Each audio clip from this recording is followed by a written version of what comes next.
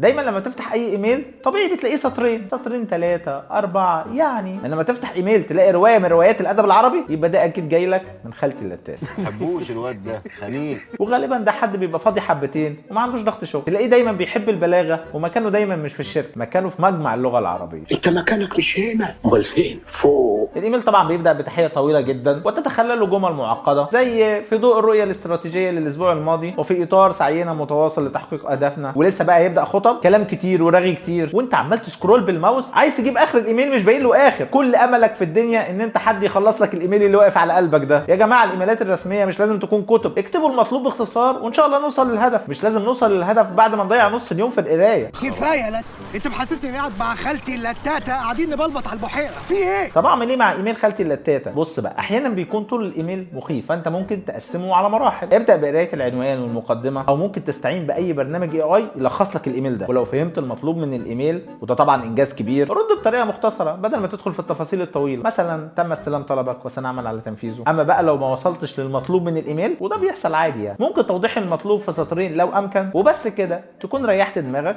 وحافظت على اعصابك. والله العظيم هتموت واحد فينا مره.